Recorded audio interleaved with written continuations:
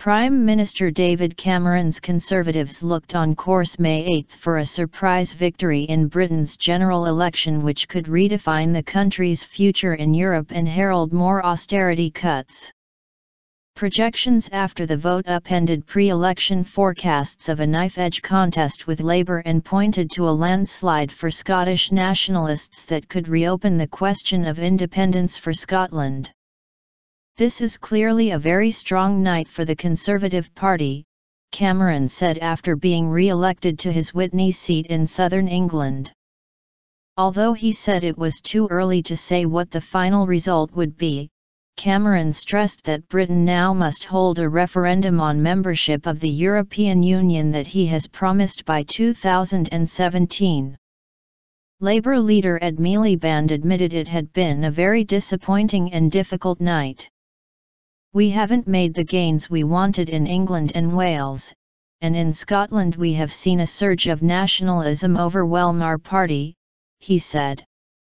As the pound rallied on currency markets, a projection by the BBC put the Conservatives at 325 seats, one short of a clear majority in the 650-seat Parliament against 232 for Labour.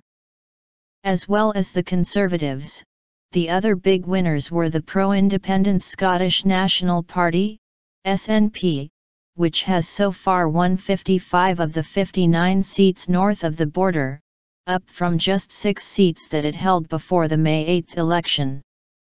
Its winners included 20-year-old Mhairi Black, Britain's youngest MP since 1667, who defeated Labour's campaign chief Douglas Alexander.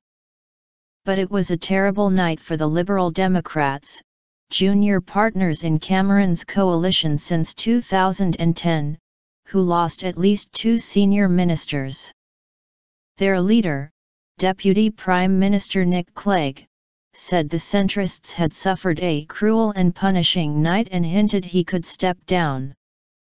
The success of the SNP could increase pressure for a fresh referendum on Scottish independence, even though that was rejected just last September.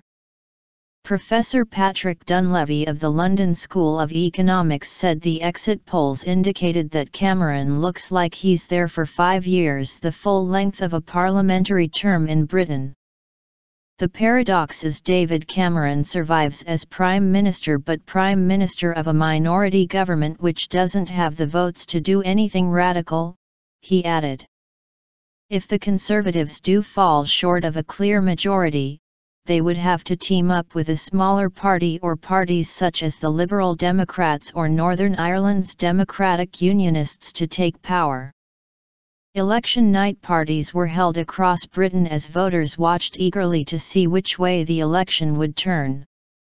"I voted for the Conservatives because Labour is not competent on financial matters," said Ben Woodthorpe, 39, as he sipped a beer in a pub in the City of London financial district.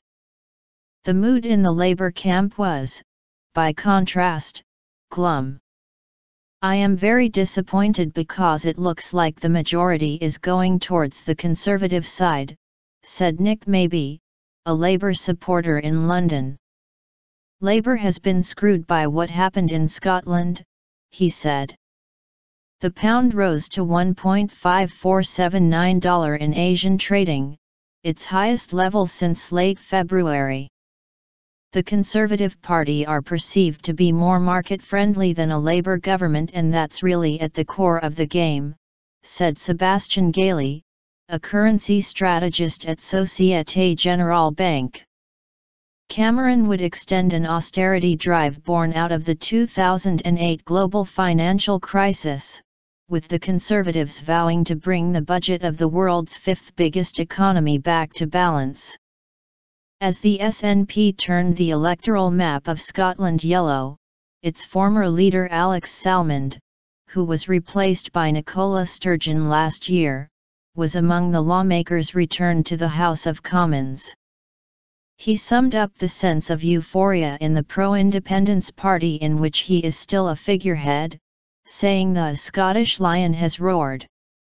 "There is a rough, wind blowing through the Great Glen of Scotland this morning," he said. "There is a swing underway in Scotland the like of which has not been seen in recorded politics. Under Britain's electoral system, a party needs to be able to command a majority in the 650-seat House of Commons in order to form a government.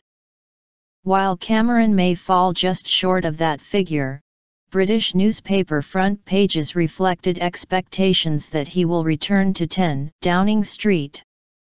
Swinging the Blues was the front page of Conservative Supporting Sun, referring to the Conservative Party colours. But the front page of the left-leaning Daily Mirror was black except for the words General Election 2015. Condemned again. 5 more damned years.